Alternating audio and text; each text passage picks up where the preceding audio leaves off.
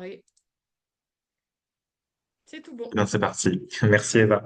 Bonjour à tous, bonjour à toutes. Merci pour votre participation à ce webinaire. On est ravis de vous avoir aujourd'hui.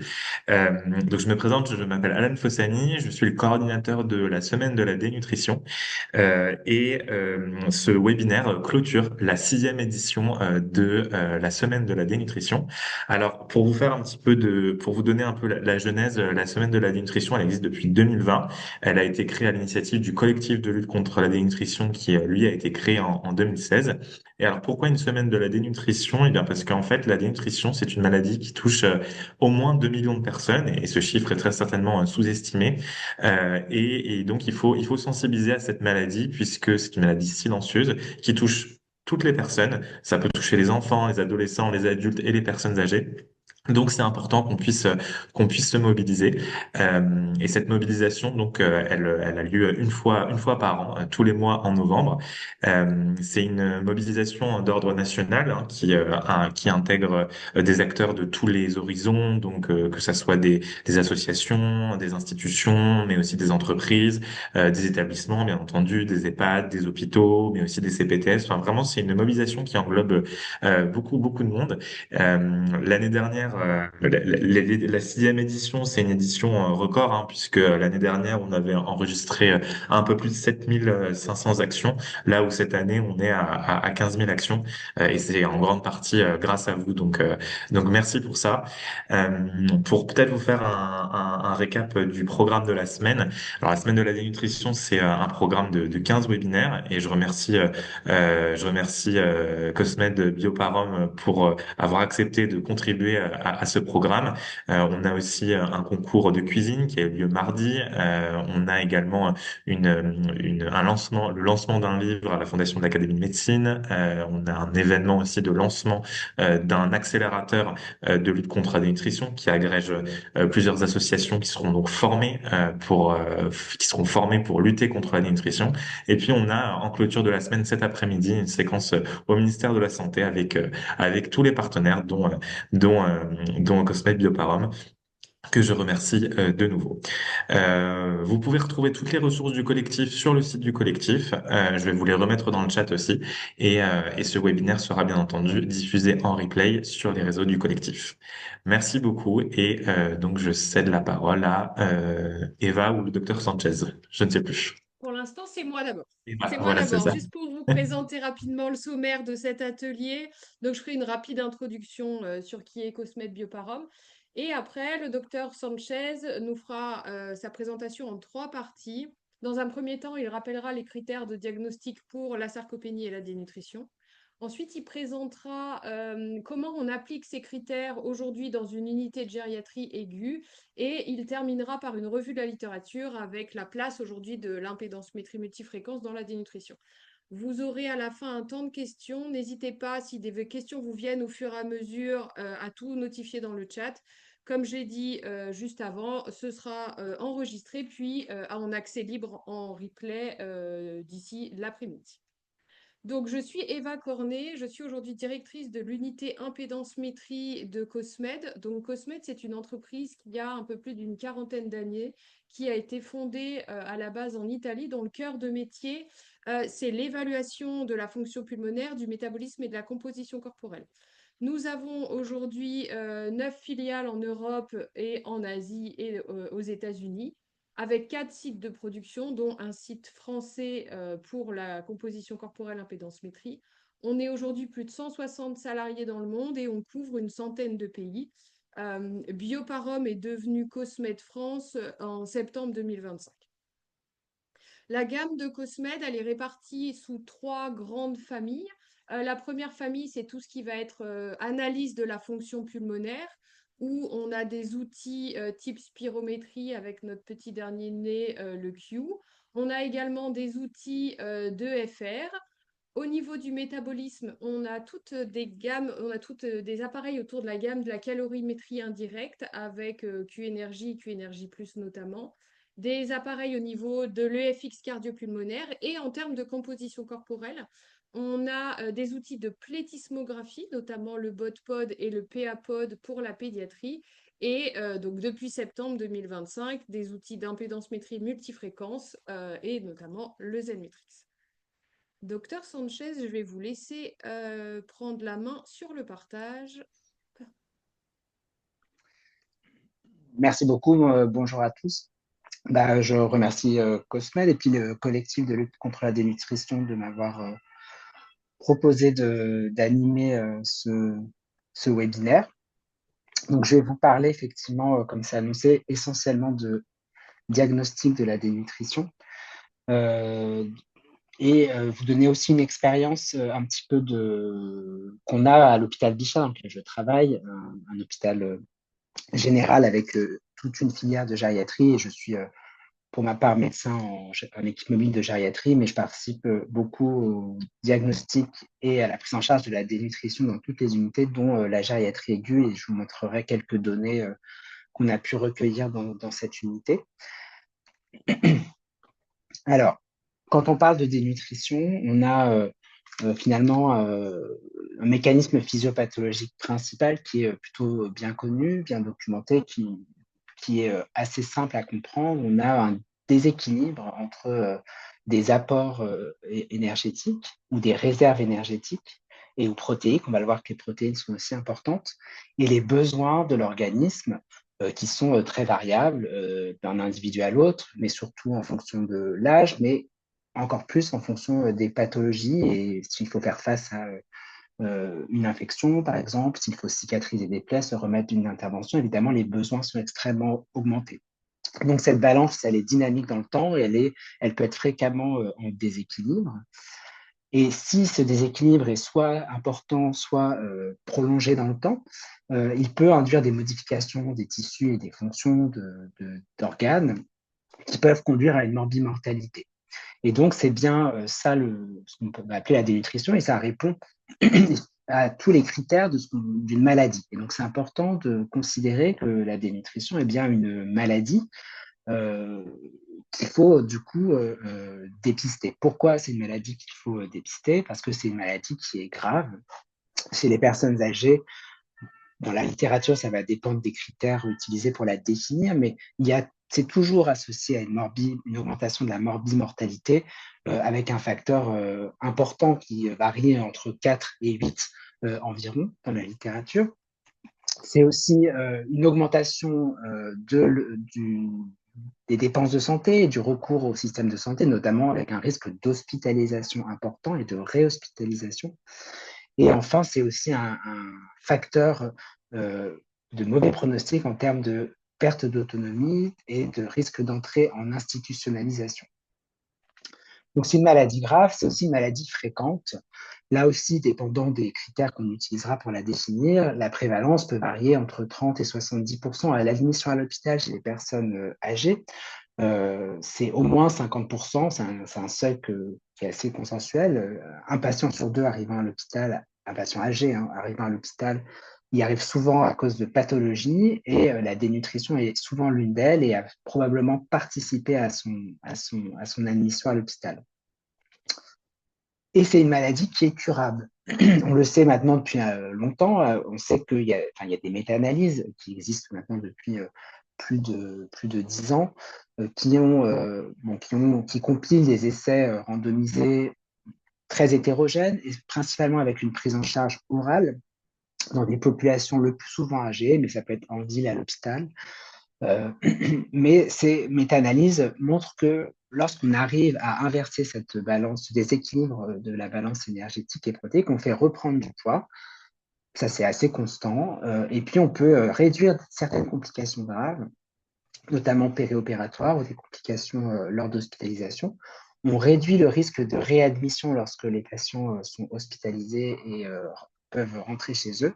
Et dans certains cas, on peut réduire la mortalité.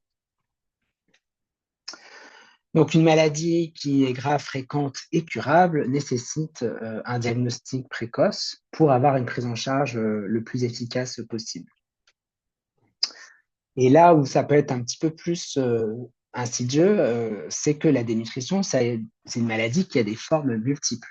Et donc, contrairement à d'autres maladies qui peuvent avoir finalement des critères diagnostiques assez simples, parce que les présentations cliniques peuvent être assez euh, invariable selon les individus. Là, on va avoir énormément de présentations diverses qui témoignent de ce déséquilibre de la balance protéino-énergétique. Ça peut être le fait de manquer de force et de muscle, on va en parler, c'est la sarcopénie.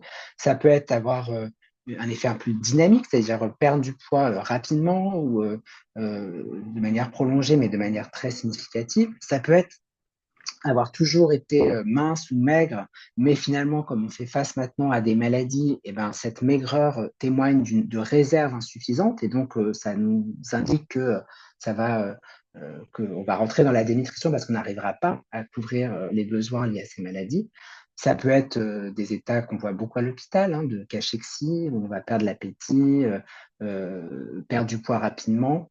Et puis, on parlera un peu de l'albumine. Souvent, il peut y avoir des formes avec ou sans diminution de l'albumine. Donc, une maladie à présentation multiple et donc des critères qui ne sont pas forcément un seul critère diagnostique, il faut en trouver plusieurs. Les sociétés savantes, donc depuis maintenant plusieurs décennies, presque 20 ans, se posent la question des critères qui vont être utilisés.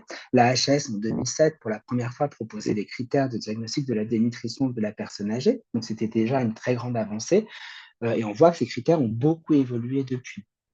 Donc, je vous rappelle, en 2007, c'était un critère parmi quatre dimensions qui témoignaient justement de ces différentes formes multiples de dénutrition, soit finalement la perte de poids, soit l'IMC bas, l'hypoalbuminémie ou le MNA, qui est un score composite. Et puis, assez longtemps après, mais surtout la date importante, c'est en 2017-2018, le GLIM, Global Leadership Initiative on Malnutrition, donc il y a un consortium d'experts internationaux qui se sont réunis donc à partir de 2007 et qui ont produit des recommandations en 2018. Finalement, pour la grosse avancée, c'est de dire la dénutrition, c'est une maladie qui doit répondre à la fois à des critères phénotypiques qui sont mesurables, cliniquement ou grâce à des outils technologiques, mais associé également à un critère, au moins un critère étiologique, c'est-à-dire qu'il y a une cause physiopathologique à ces critères phénotypiques. Et donc, il propose déjà une liste de critères phénotypiques que l'on verra après. Important, le GLIM met une place importante à la masse musculaire et finalement ça renvoyait à la notion de sarcopénie qui elle-même a évolué dans le temps et la dernière définition de sarcopénie, la plus consensuelle, est celle du consensus européen de 2019. On va le voir en plus en détail après, qui en fait met une place importante à la force musculaire et à la masse musculaire pour définir cette pathologie. Et donc la HS en 2021 a publié des nouvelles recommandations pour le diagnostic de la dénutrition qui reprenaient à la fois la littérature récente et essayaient de faire la synthèse de ces différentes recommandations internationales. Les critères, les voici. Donc, on garde cette philosophie d'avoir et un critère étiologique et un critère phénotypique, au moins. Donc, c'est une association de ces deux choses. Le critère phénotypique est un critère clinique qui va pouvoir se mesurer chez le patient. Donc, il y a toujours un critère dynamique qui est la perte de poids, qui est peut-être le critère le plus sensible pour témoigner de cette balance énergétique déséquilibrée. Ce qui a été rajouté, c'est que la perte de poids peut être plus prolongée que 6 mois. Et donc, si on perd 10% de son poids corporel lorsqu'on a une maladie chronique d'évolution longue, comme une maladie neurodégénérative, une maladie de Parkinson, et ben, si cette perte de poids est sur 2 ans, et ben, ça reste un critère de dénutrition.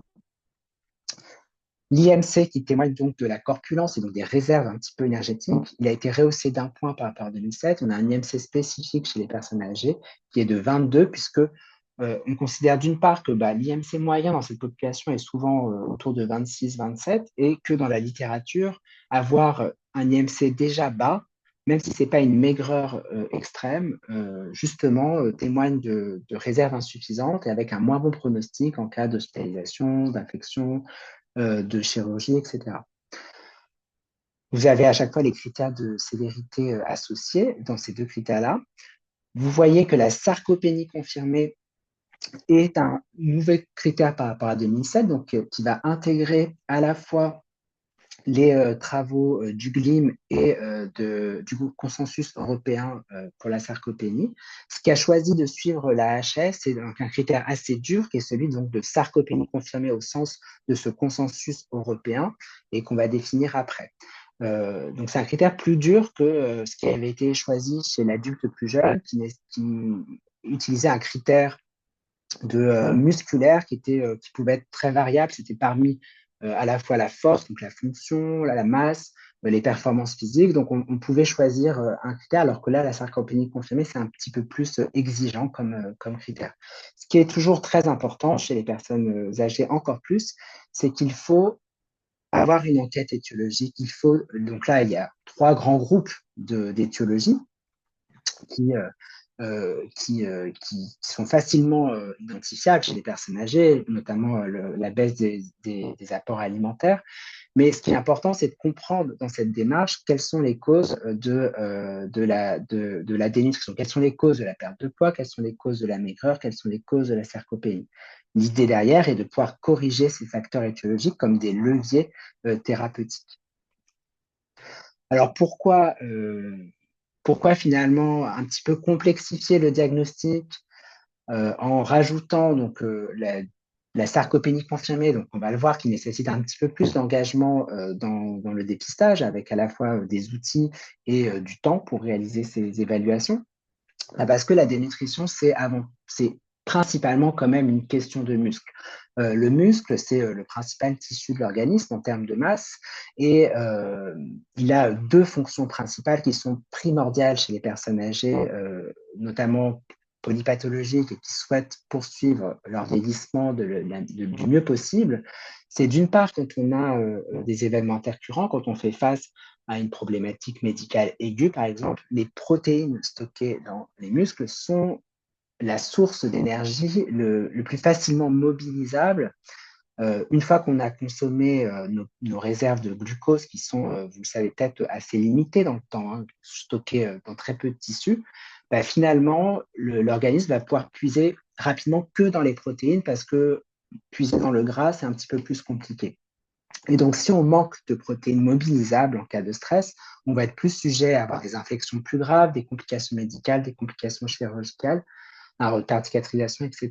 Donc, le manque de masse musculaire est bien associé à tous ces outcomes dans la littérature. Et puis, ce qui est aussi important quand on s'intéresse à la population âgée, que soit une personne âgée, elle souhaite vieillir, elle souhaite vivre le plus longtemps possible, mais elle souhaite aussi pouvoir vivre chez elle en autonomie. Et donc, ça nécessite de réaliser le mouvement. On sait qu'à partir du moment où il y a une perte de fonction musculaire, des chutes, un risque de ne plus réussir à descendre ses escaliers, les remonter, se lever d'une chaise tout simplement, et des troubles de la marche, ça va impacter énormément l'indépendance des personnes âgées et donc leur autonomie. Et donc, c'est ce qui va être un lourd fardeau en termes de qualité de vie. Donc, là aussi, c'est plus une question de muscle que de tissu adipeux. Alors, les critères européens ont été choisis. Et, ce qui a été choisi, c'était donc une approche assez correspondait à ce consensus, donc un petit peu exigeante. Qu'est-ce que dit ce consensus européen? Elle dit, bah, on peut déjà suspecter la sarcopénie chez un individu, soit parce qu'on y croit cliniquement, on observe le patient, on voit une amyotrophie, ou on peut utiliser des échelles et le questionnaire le plus validé, le score SARC-F, qui questionne à la fois la capacité à monter un escalier, traverser une pièce, porter une petite charge comme 3-4 bouteilles d'eau, etc. Et donc, ce questionnaire qu'on va appeler, s'il est positif, donc supérieur ou égal à 4, il va nous inviter à aller plus loin, donc c'est-à-dire diagnostiquer la sarcopénie. Et c'est là où il y avait une modification par rapport au consensus précédent, c'était de dire que finalement, sarcopénie, qui littéralement veut dire manque de muscle, c'est d'abord pas forcément tout de suite la masse musculaire qu'il faut évaluer. Pourquoi? Parce que finalement, le critère le plus sensible et le plus pertinent, encore une fois, pour juger à la fois de la quantité musculaire, mais de la qualité musculaire, c'est la fonction musculaire. Et pour cela, le moyen le plus simple cliniquement, c'est de mesurer la force. Donc, il y a 2 moyens qui ont été le plus validés. C'est le test du N-grip avec des seuils qui pour l'instant, les seuils généraux qui sont inférieurs à 16 kg chez les femmes et 27 kg chez les hommes. Ces seuils sont voués à être affinés selon les populations, selon les critères d'âge, par exemple. Et le test des 5 levées de chaise, si on veut mesurer la force des membres inférieurs. Si la force musculaire est normale, que dit le consensus? Il dit il n'y a pas de sarcopénie.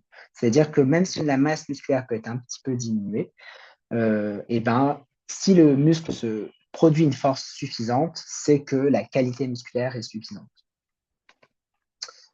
Si la force musculaire est diminuée, on va parler de sarcopénie probable. Et là, il va falloir aller confirmer la sarcopénie par une mesure de la masse ou de la qualité musculaire. Donc, c'est souvent soit avec un outil d'imagerie, soit avec la DEXA, soit avec l'impédance-métrie. Et je vous ai mis des seuils qui vont varier selon les recommandations, selon l'outil utilisé. Si la force et la masse musculaire sont diminuées, on parle alors de sarcopénie confirmée, et donc ça renvoie au terme de ce critère phénotypique proposé par la HAS. Donc vous voyez qu'il faut effectivement une évaluation un petit peu plus poussée que la simple suspicion de sarcopénie. On peut évaluer la sévérité. Les critères pour l'instant qui sont retenus pour la sévérité de la sarcopénie sont fonctionnels, c'est-à-dire qu'ils évaluent un peu plus globalement l'aptitude à se déplacer, l'équilibre, la vitesse de marche. Donc, c'est des tests qui ont été bien validés en population âgée pour prévenir les chutes, la dépendance, etc. Donc, le Time Up and Go test, la vitesse de marche et le Short Physical Performance Battery. Et donc, si ces scores sont diminués, ça va dans le sens d'une sarcopénie sévère. Donc, on reste encore pour l'instant sur une évaluation plutôt clinique. Et donc, je vais vous présenter quelques données donc, de mon département de gériatrie à l'hôpital Bichat à Paris. On s'est posé la question finalement de l'applicabilité de ces nouveaux critères parce que effectivement, le fait de changer les critères, ça induit toujours un peu des inquiétudes. Est-ce qu'on arrivera à diagnostiquer autant de personnes dénutries? Est-ce qu'on diagnostiquera les mêmes? Quelle sera la concordance ou les discordances avec les anciens critères? Et puis, finalement, ce qu'on ne voudrait surtout pas, c'est que ce ne soit pas applicable, soit qui diagnostique trop peu la dénutrition. Donc, on a réalisé une étude que vous pouvez lire plus en détail, puisqu'elle a été publiée dans le journal de la Société française de gériatrie et de gérontologie, par le docteur Robillard, que j'avais encadré pour sa thèse de médecine. Et l'objectif principal était donc d'évaluer la prévalence de la dénutrition dans un service de gériatrie aiguë selon les critères de la HS 2021 et de les comparer aux anciens critères de la HS 2007 et ceux du GLIM, donc les critères internationaux. On a aussi voulu évaluer la prévalence de la sarcopénie probable et confirmée. Pour cela, on avait comme outil l'impédance-métrie, et puis on s'était quand même intéressé à un vieil outil qui existe toujours, qui s'appelle la circonférence du mollet, pour savoir si finalement, quand on n'est pas encore ou qu'on n'a pas la possibilité d'avoir accès à un outil technologique comme l'impédance-métrie, est-ce qu'on peut utiliser la circonférence du mollet. Donc, c'est une étude observationnelle transversale rétrospective monocentrique en unité de court séjour gériatrique. Quelques critères de non-inclusion qui sont importants à prendre en compte, notamment parce qu'ils peuvent pondérer un petit peu la prévalence de la dénutrition que je vais vous montrer derrière. Il y a les critères liés à l'impédance-métrie.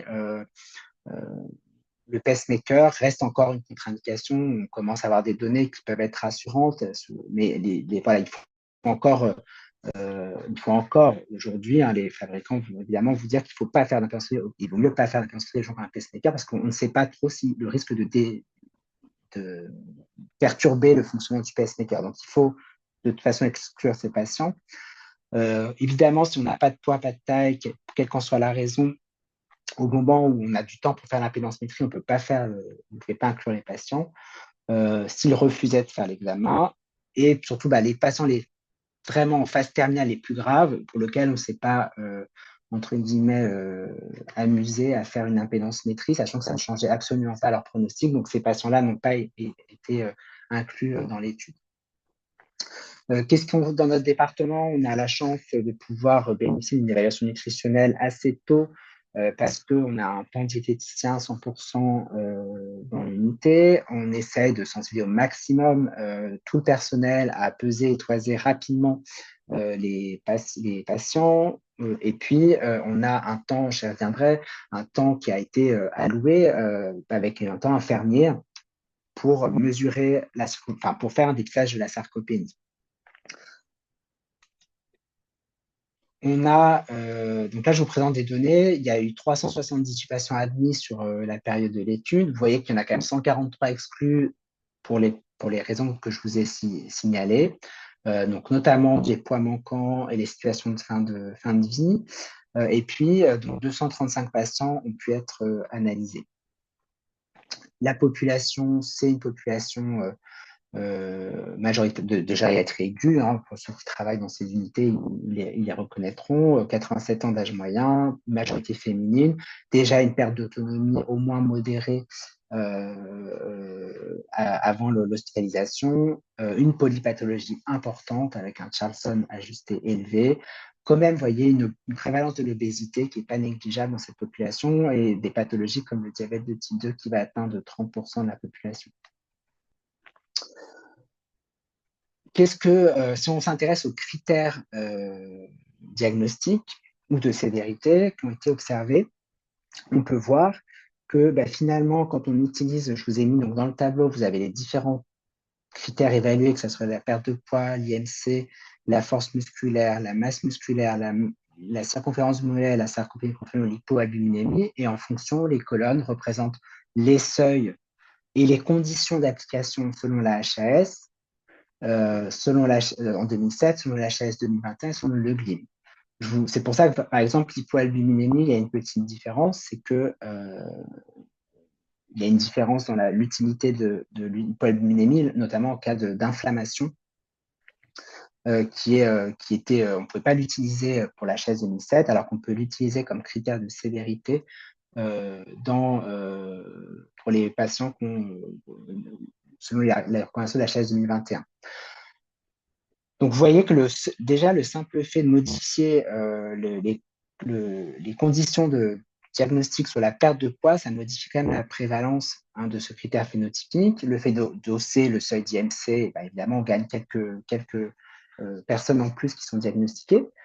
Regardez, vous voyez, 80% ont une force musculaire diminuée. C'est attendu, hein, on est dans une population très polypathologique, très comorbide, qui arrive en plus à l'hôpital, souvent avec une condition de confusion, d'asthénie, etc. Donc la force musculaire va être très basse très diminuée dans cette population.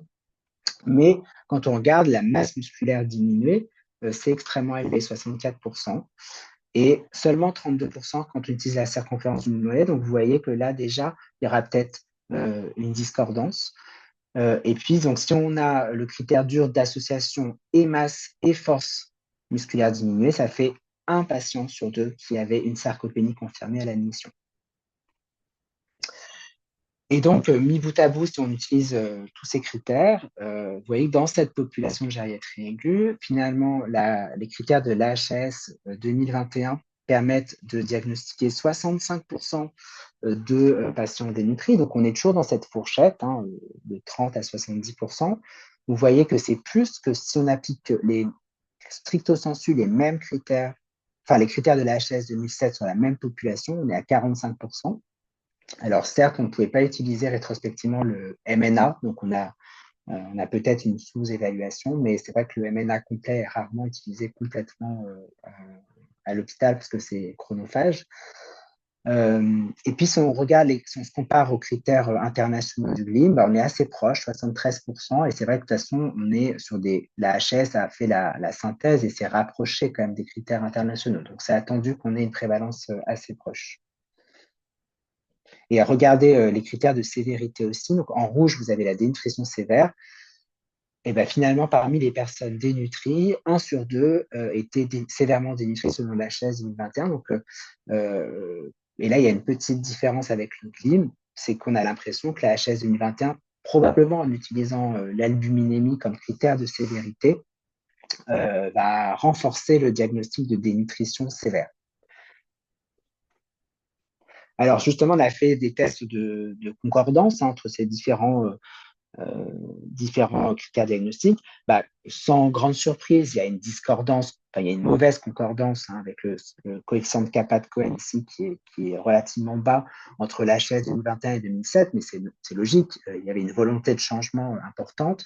Mais ce qui est important, c'est de regarder, donc en vert, vous avez la concordance, et en orange, les discordances, c'est plus éloigné. Et vous voyez que ce qui est un peu embêtant, c'est que la discordance va dans le sens où 8% des patients qui étaient diagnostiqués non dénutris selon la l'HS 2007, en fait, le sont sévèrement selon la l'HS 2021. Donc, il y a peut-être encore une fois un surdiagnostic de dénutrition sévère avec la l'HS 2021, mais il vaut mieux surdiagnostiquer une maladie puisque la prise en charge n'expose pas un risque particulier que la sous-diagnostiquer. Quand on regarde le GLIM, on voit que la concordance est plutôt très bonne et les discordances ne sont finalement pas problématiques. Si on s'intéresse à la concordance entre la circonférence du mollet et l'impédance métrique pour mesurer la masse musculaire, en fait, on voit ce qu'on retrouve dans la littérature, c'est que ça a une bonne valeur prédictive positive, c'est-à-dire si ma circonférence du mollet est basse, alors je vais être assez concordant avec une masse musculaire basse en impédance métrique. Mais par contre, si ma circonférence du mollet est normale ou augmentée, alors là, on a une moins bonne valeur prédictive négative, c'est-à-dire qu'il y a beaucoup plus de patients avec des circonférences du mollet normales qui vont quand même avoir une masse musculaire diminuée parce qu'il peut y avoir du lymphœdème, il peut y avoir du tissu adipeux, notamment les personnes en surpoids peuvent avoir une composition musculaire avec une baisse de la masse musculaire, mais une circonférence du mollet au-dessus des seuils proposés. Donc en discussion, on a quand même 65%, donc c'était bien d'actualiser avec les nouveaux critères, avoir une idée de combien de personnes âgées sont dénutries à l'admission en gériatrie aiguë. Vous voyez que c'est énorme, 65%, dont 34% de sujets dénutris sévères. Donc cette augmentation par rapport à la l'HS 2007, c'est surtout parce que les critères ont été évolués. On a rajouté un critère musculaire qui est la sarcopénie. Vous voyez que 18% de la population et 28% des dénutris n'étaient diagnostiqués que sur ce critère. C'est-à-dire que lorsqu'on n'évalue pas le critère de sarcopénie, on passe à côté de presque un dénutri sur trois, et il y a 20% de la population pour lequel on peut risquer de ne pas diagnostiquer la dénutrition. Donc, c'est quand même assez important de voir ce critère-là. Il n'est pas rattrapé tout le temps par les autres critères. La place de l'albuminémie, donc ça a fait couler pas mal d'encre de retirer l'albumine comme critère de dénutrition. C'est gardé comme critère de sévérité. La HS 2007, si on l'applique stricto sensu, il y avait un problématique, c'était cette histoire de CRP supérieur à 15 qui l'embêtait beaucoup, parce qu'évidemment, quand on arrive à l'hôpital, c'est très fréquent d'avoir une CRP supérieure à 15. Dans notre population, c'est un patient sur deux. Donc, on sait très bien que l'inflammation va beaucoup influencer l'albuminémie. Ça va surtout influencer qu'est-ce qu'elle reflète. Quand on est en situation d'inflammation, d'agression clinique, métabolique importante, l'hypoalbuminémie ne reflète pas vraiment la masse musculaire, pas vraiment les apports nutritionnels. Ça reflète surtout la sévérité de ce qui est en train de se passer, donc la sévérité de la maladie. Et c'est pour ça que le critère de sévérité a été gardé. Et c'est probablement peut-être une bonne idée dans le sens où ça permet de rendre compte finalement que la situation est grave. Donc, on a une personne qui pourrait être dénutrie avec des critères modérés, mais comme l'hypoalbuminémie est présente, on va être d'autant plus inquiet et agir plus rapidement. Donc, la sarcopénie confinée, vous avez vu un patient sur deux à l'admission en gériatrie aiguë. Donc, quand c'est un patient sur deux, ça plaide quand même pour faire un dépistage systématique, pour pouvoir avoir une médecine finalement de plus en plus de précision. On va peut-être avoir une approche nutritionnelle un peu plus axée sur la restauration de la masse musculaire chez ces patients-là.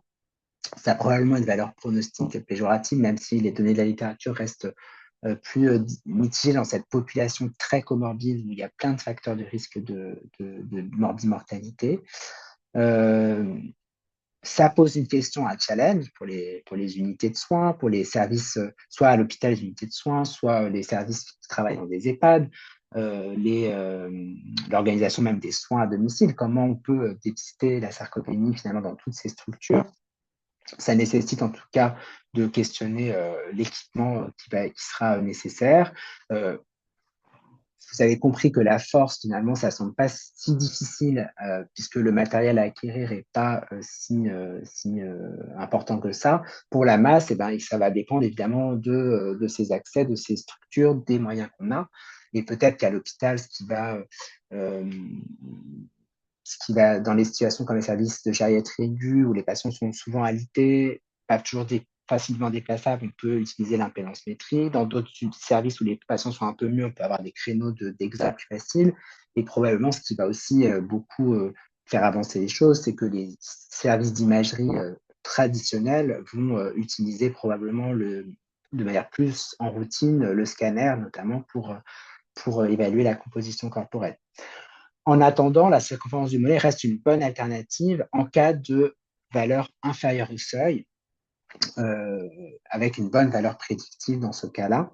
Et probablement qu'il y aura on peut continuer à faire des études sur cet outil, puisque je pense qu'il faudrait améliorer les seuils selon les pathologies et selon les critères de corpulence et d'âge.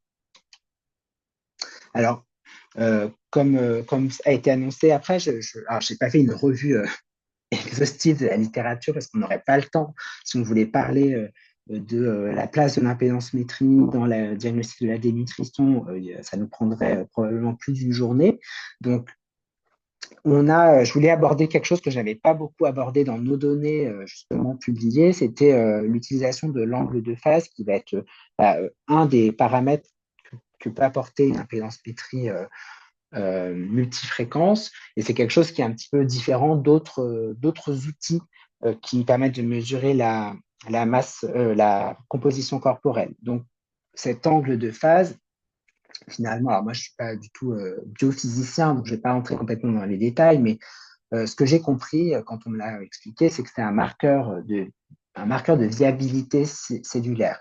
Donc, ça va analyser surtout les membranes cellulaires, les membranes des organelles qui conduisent finalement le courant électrique ou à l'inverse, l'arrêtent en fonction de la composition des membranes. Et donc, l'inflammation, le stress oxydant, l'intégrité de ces membranes va modifier ce paramètre. Et donc, ça semble être un marqueur pronostic intéressant.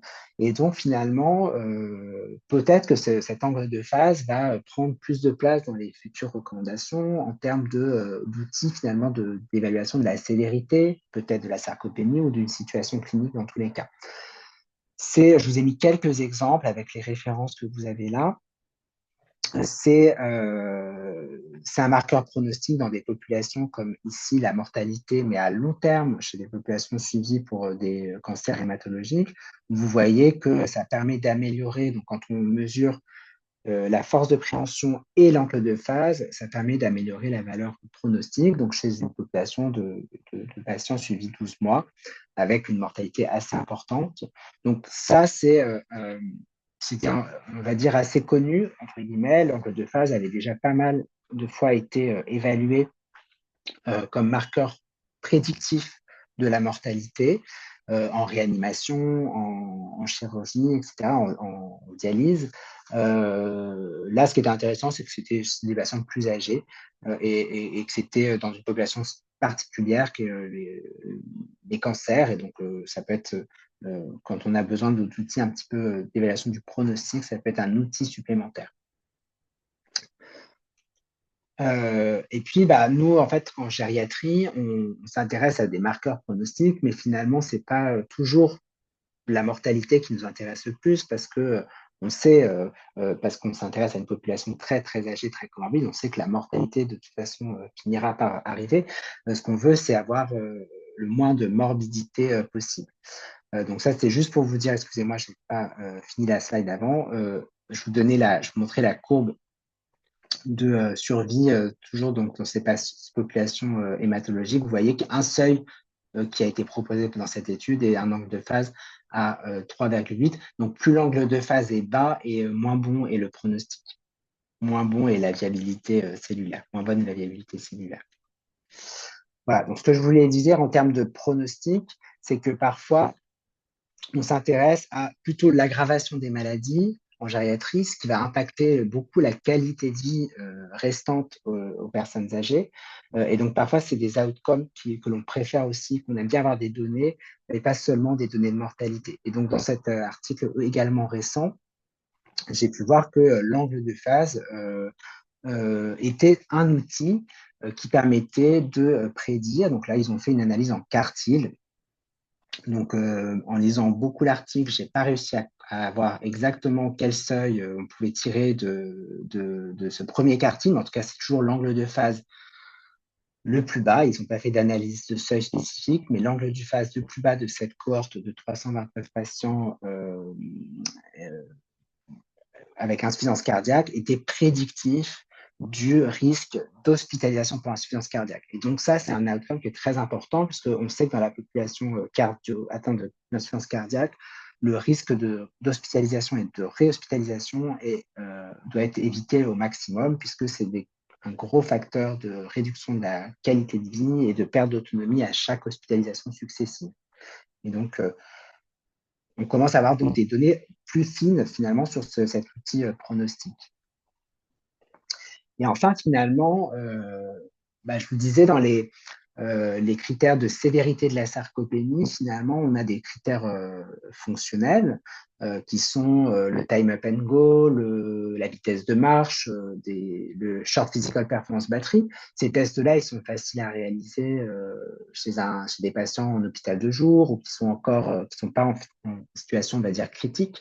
Mais par contre, c'est pas réalisable, par exemple, dans une population de gériatrie aiguë. Et donc, on ne peut pas trop appliquer ces critères de sévérité. Et donc, est-ce que finalement l'angle de phase pourrait être un marqueur également, on va dire, biologique de sévérité de la sarcopénie? Alors, dans cette étude transversale chez des patients âgés de plus de 65 ans, ils ont évalué finalement la sarcopénie et ils ont gardé la concordance entre une sarcopénie dite comme sévère avec les tests de fonction musculaire ou sévère en utilisant un angle de phase bas pour définir la sévérité.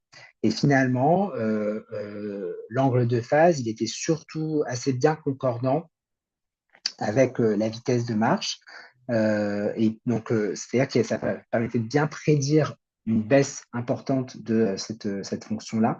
Et donc, ça peut être un outil peut-être qui pourra être utilisé comme autre critère d'évaluation de la sévérité de la sarcopénie.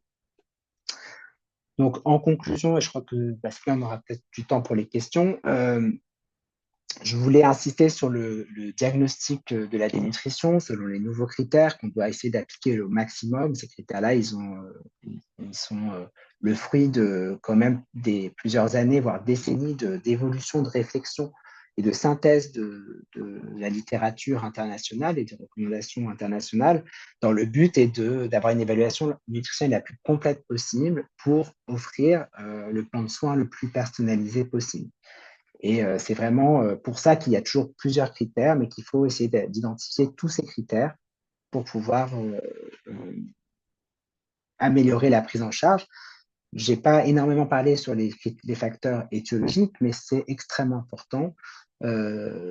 C'est peine perdue d'essayer de renourrir une personne et d'augmenter les apports énergétiques et protéiques si on n'a pas traité la cause du déficit calorique et protéique. Et puis, voilà, je vous rappelle juste ces trois critères principaux phénotypiques, la perte de poids qu'on connaît bien, l'INC-bas et la sarcopénie. Ça semble faisable. Je ne vous cache pas qu'évidemment, nous, on a une organisation, un temps dédié dans le service, donc ce n'est pas réalisable partout, mais avec les moyens, si on arrive à trouver ces moyens, à demander ces moyens et les obtenir, c'est faisable, même dans une population complexe, avec peu de refus. Ça permet d'évaluer, si on a en plus une meilleure évaluation des réserves fonctionnelles, parce que l'IMC ne témoigne pas de la composition corporelle. Et puis, ça permet aussi de mieux appréhender ce qui est important pour le patient, c'est-à-dire ses capacités musculaires, ses capacités fonctionnelles, sa capacité à récupérer après une chute, après une hospitalisation parfois prolongée. Et si on n'a pas comme ça de mesures spécifiques de la sarcopénie, ça veut dire qu'on avance un petit peu dans le brouillard.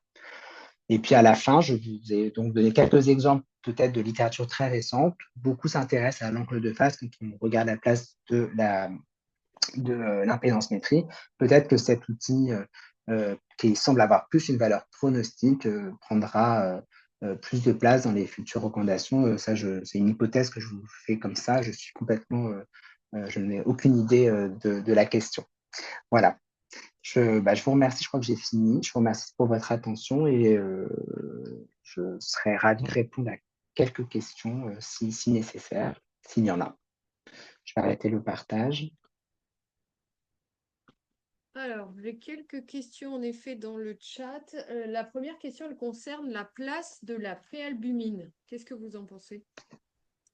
Alors, la préalbumine, elle va agir, elle va se comporter exactement comme l'albumine en termes de déclin, enfin de baisse en cas d'agression métabolique, d'inflammation. Donc, on a exactement cette même problématique que lorsque on est très malade et notamment malade avec de l'inflammation. Donc, quand on a une forme comme ça hypercatabolique, finalement, ce que vont refléter ces deux critères biologiques, c'est plus ce degré d'inflammation, ce degré d'agression qui fait que le foie ne synthétise plus suffisamment d'albumine, mais ça ne va pas être un très bon marqueur des apports protéiques, de la masse musculaire. Et donc, finalement, on reste sur cette idée que ça montre juste que c'est très grave. La différence entre la préalbumine et l'albumine, c'est que la préalbumine a une demi-vie courte, donc elle va remonter plus rapidement si la situation s'améliore. Moi, ce que j'ai tendance à dire, c'est qu'il faut faire attention aux faux amis, c'est-à-dire que si une albumine s'améliore, ça ne veut pas forcément dire que l'alimentation s'améliore, ça ne veut pas forcément dire que le poids s'améliore, ni que la masse musculaire s'améliore. Encore une fois, ça veut dire le plus souvent que l'inflammation a diminué. Et donc, pour l'instant, en fait, il y a très peu de sociétés savantes à l'international qui recommandent un dosage biologique pour la dénutrition et encore moins pour le suivi, par exemple, d'une nutrition. Donc, mon avis à moi personnel, c'est de suivre les recommandations et pas forcément utiliser ce critère en dehors d'une évaluation de la sévérité initiale.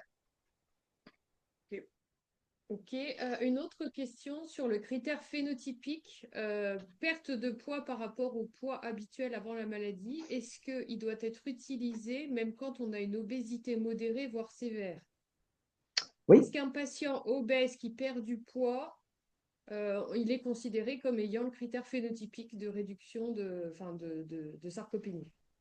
Eh ben, ça a été source de débat, mais ça dépend pourquoi il perd du poids.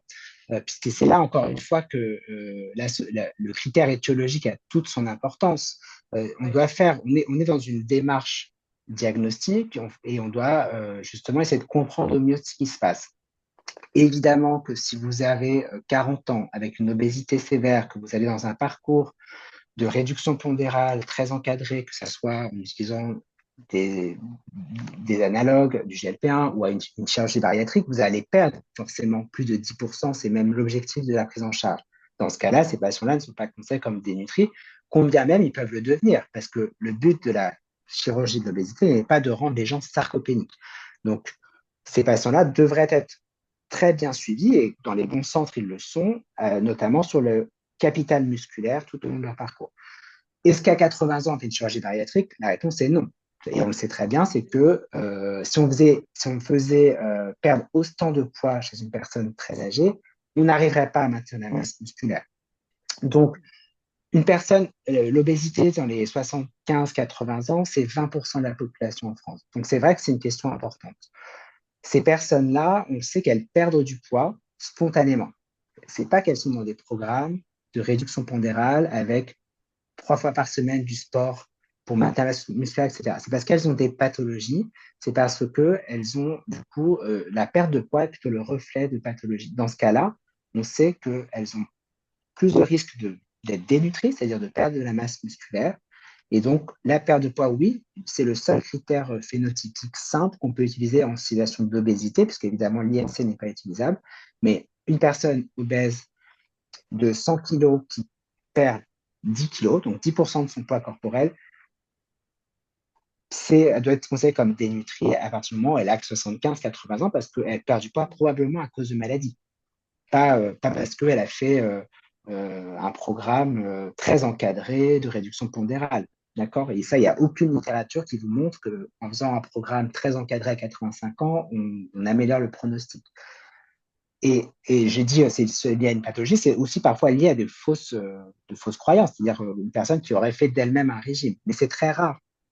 À 80 ans, c'est souvent des erreurs peut-être diététiques, du sens l'introduction d'un régime sans sel, d'un régime trop contrôlé en glucides, qui est mal toléré, etc. Voilà, et une grosse vigilance avec les analogues du GLP-1 qui peuvent être donnés dans le diabète ou dans l'obésité. Grosse vigilance après 70 ans. Donc, toutes les recommandations, la perte de poids n'est pas forcément l'objectif dans cette population-là. Ok. Autre question, que dire quid de la fiabilité de dire que l'asthénie et la perte de force musculaire est due à la sarcopénie quand on a des patients qui souffrent de pathologies infectieuses, par exemple? Et bah, c'est rigolo parce C'est que vrai que moi c'est un doublon avec la masse musculaire, quoi. en fait, j'étais donc chargé de projet pour la HS, ces recommandations, et donc j'ai assisté à tous les débats d'experts après avoir aidé à faire l'argumentaire. Et donc, c'est revenu exactement ces questions-là. Et c'est pour ça que, contrairement à l'adulte de moins de 70 ans, il a été décidé un critère dur de sarcopénie Double. confirmé. Ouais. Ok. Une des raisons, c'est qu'on disait, bah oui, la personne âgée, elle arrive à l'hôpital, elle est confuse, elle a mal, elle a de l'arthrose, elle va pas serrer le Ouais, N-grip l'arthrose, ouais. suffisamment. Ouais. Euh, et peut-être que 15 jours après, elle le serrait correctement parce qu'elle a plus mal, elle est plus confuse, etc. Et donc, c'est pour ça qu'on a dit que si on voulait être précis dans cette population-là, qui a plein de raisons de manquer de force, d'ajouter un critère de masse musculaire. Très bien, très clair. Alors, j'ai encore d'autres questions.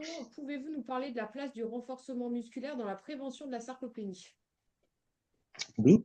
Alors, je n'ai pas du tout parlé de ça parce que ce n'était pas ce qu'on m'avait demandé, mais globalement, euh, on a des données dans la littérature qui aucune ne montre que c'est délétère, grosso modo. C'est difficile. Il y a beaucoup d'études qui montrent que c'est bénéfique chez les personnes âgées. Le problème, c'est qu'on a une littérature qui est très hétérogène, plus hétérogène que chez l'adulte plus jeune, en termes de programmes d'activité physique proposés, de population. Est-ce qu'on parle de personnes âgées, très âgées? Il y a des études qui sont faites en EHPAD, des études qui sont faites chez des personnes très fragiles.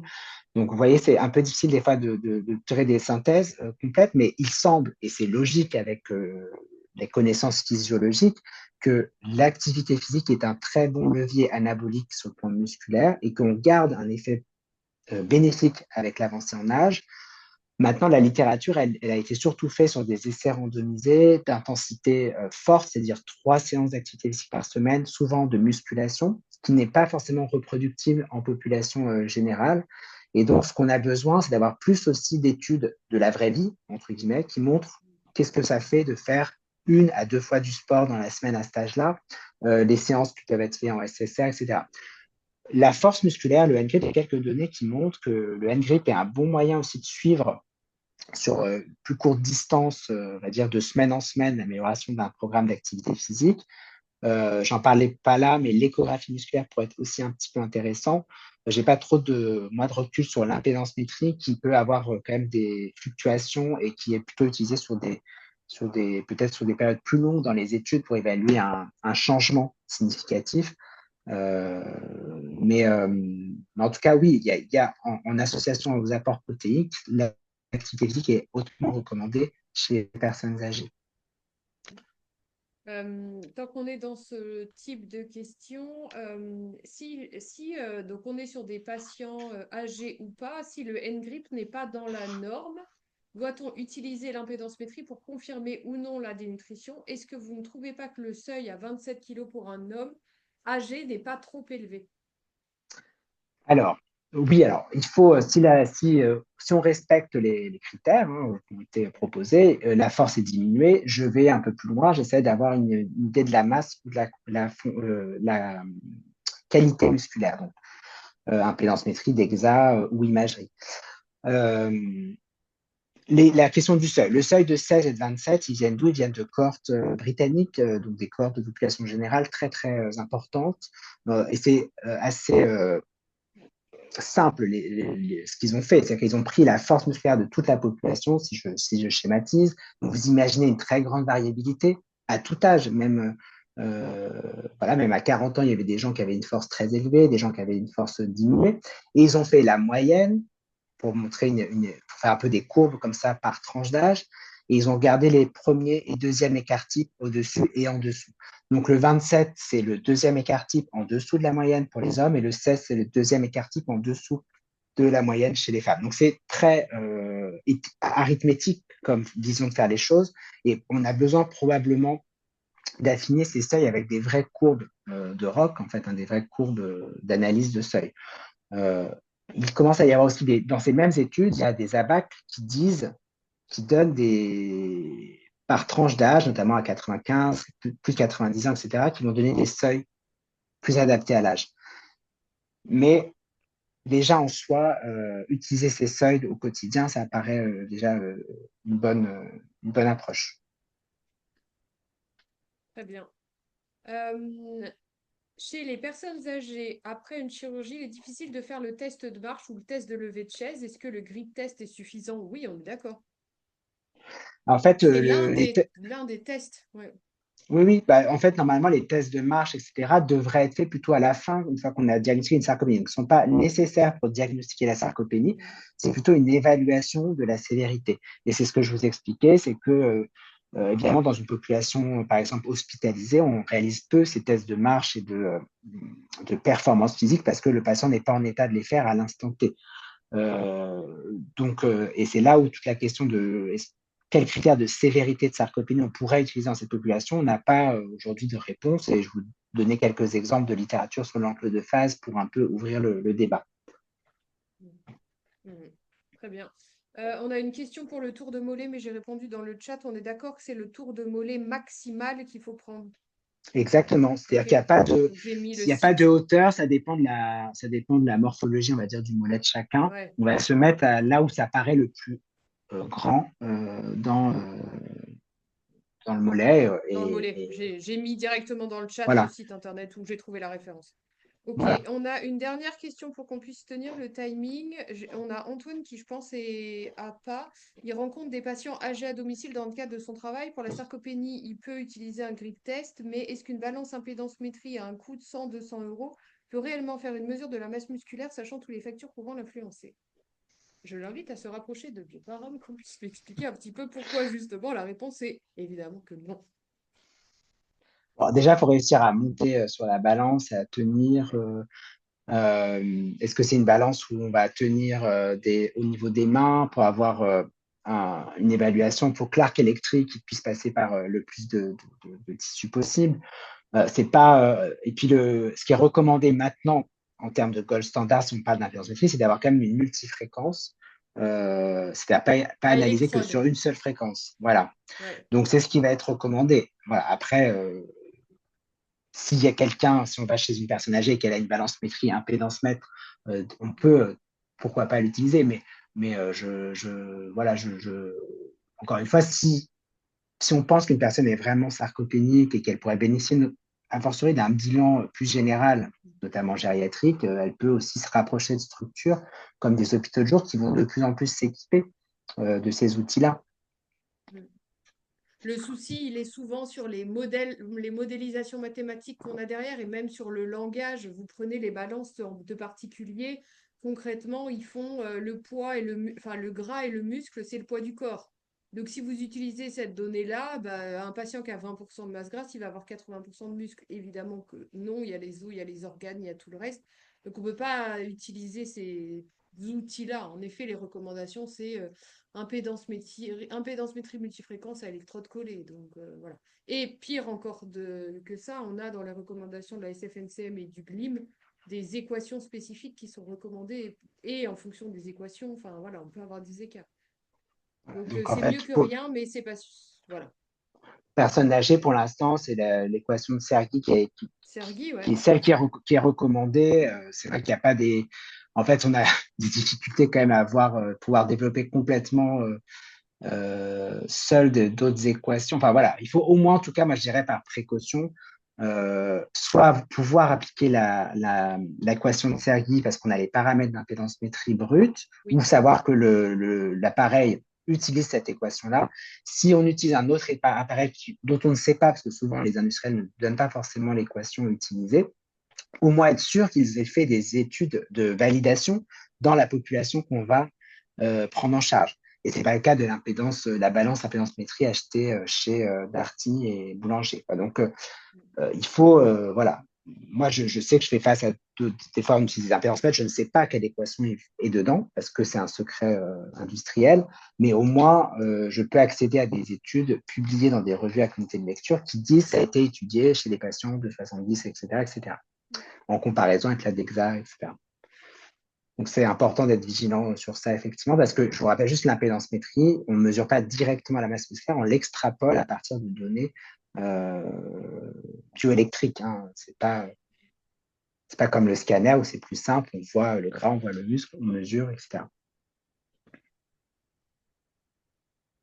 Très bien, je n'ai plus de questions dans le chat. Il est 13h03, bientôt 4. Je vous remercie à tous. Je vais couper l'enregistrement.